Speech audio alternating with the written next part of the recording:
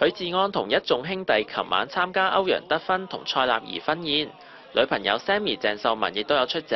鄭秀文俾記者影相嗰陣，咁啱撞到去完廁所嘅許志安，不過兩個人都唔肯停落嚟合照啊。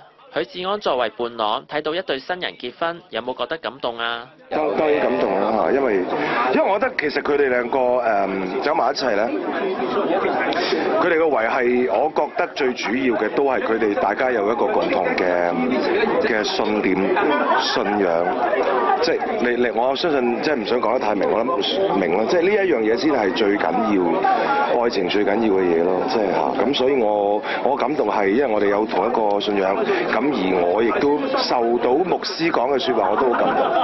受到牧師講嘅嘢我都好感動，咁所以係咯，即係我好戥佢哋，我真係好衷心戥佢哋高興。